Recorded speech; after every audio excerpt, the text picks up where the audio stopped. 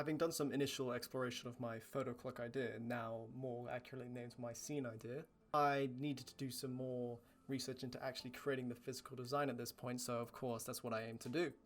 One of the first things I did was look into some art, as I always do, as I particularly enjoy finding inspiration from that, and I found a painting named The Lamp of Mnemosyne, which is probably one of the best symbols I could find in relation to her, and that's a painting by 19th century artist Dante Gabriel Rossetti.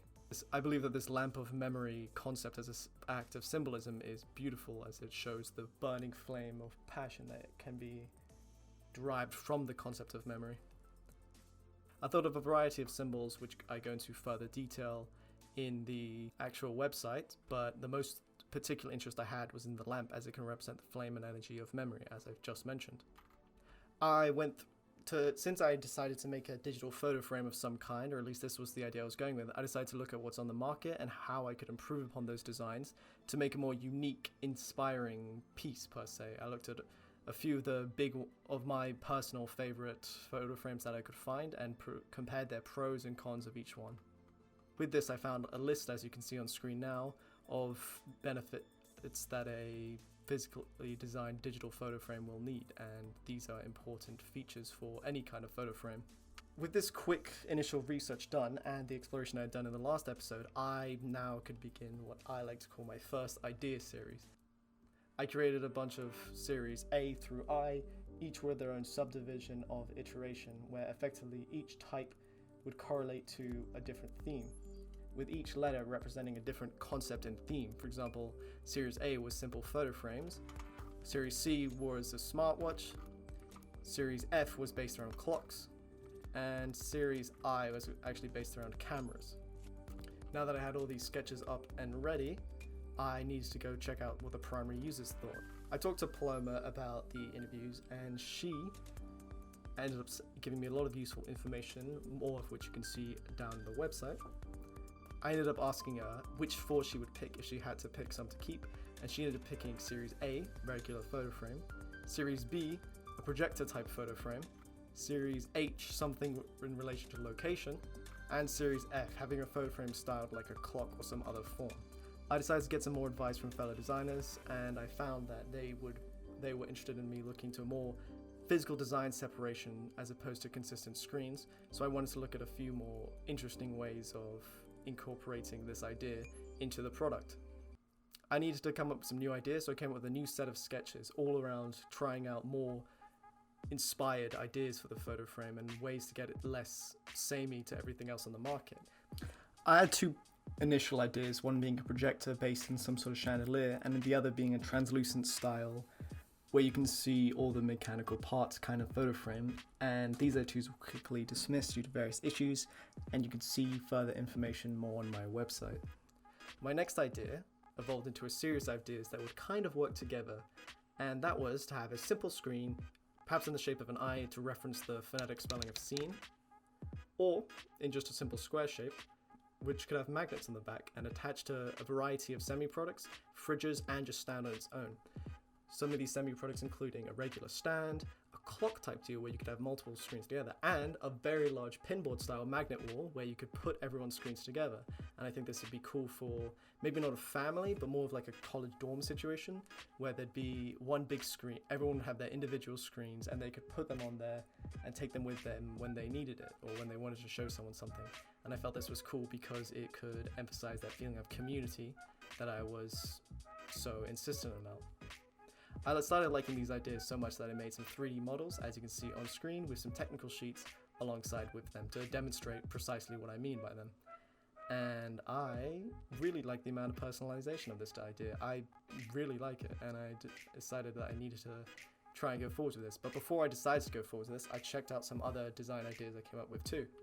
A quick evolution of my previous idea of the magnet board was more of a full screen pinboard. So instead of having a magnetic board where you could attach individual screens, it was one large screen, think of like a interactive whiteboard or the like, and on it you could have multiple different screen components where you could resize each screen, and in doing so each screen could represent a different user on your cloud-based software. Now personally I really like this idea as it could place an emphasis on one screen, show multiple images at once, and it's super friendly. I think it would look nicer than the magnetic board with a few photo frames on it, is if the whole thing was filled.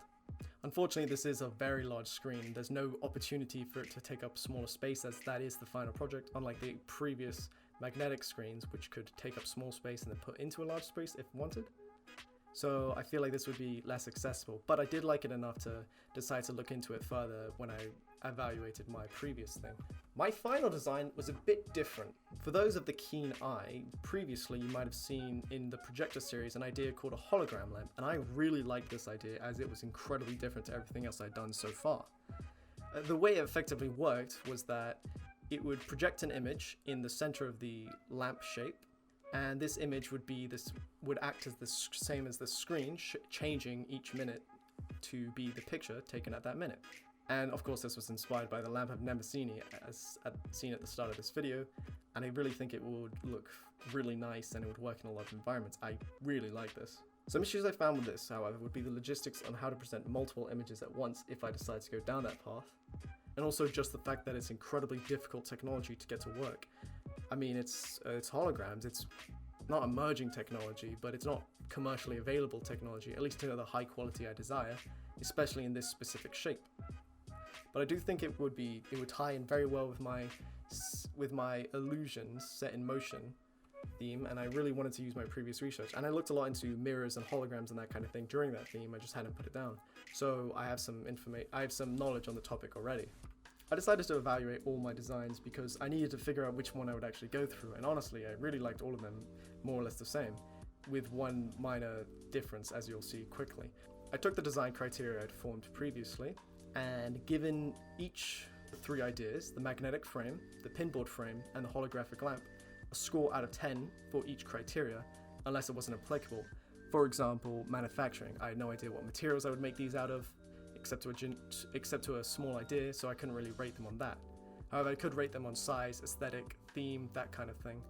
So I decided to rate them all out of 5 different criteria, as those were the only ones applicable at the moment. And I found that pinboard, unfortunately, scored a 29 out of 50.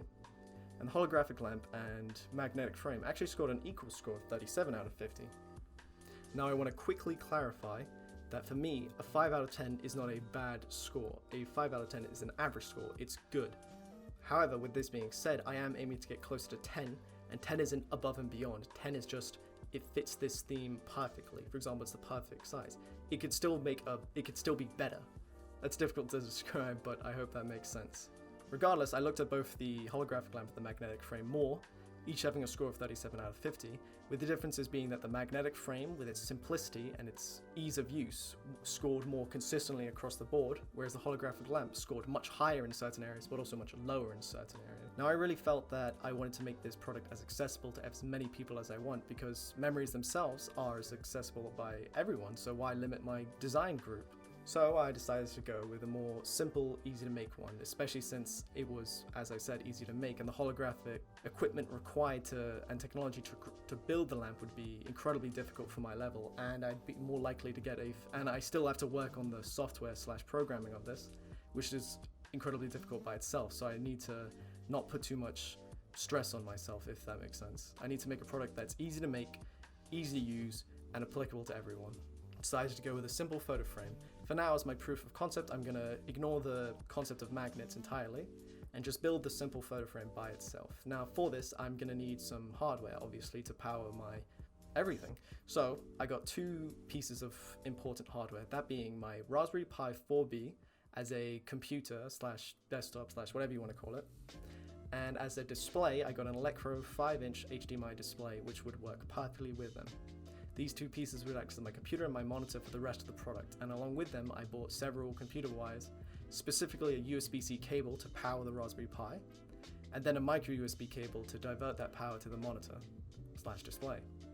Finally, a micro HDMI to HDMI cable to convert the display from the Raspberry Pi to the monitor, and also some keyboard and mouse, which I already had lying about, to actually be able to do anything on the desktop.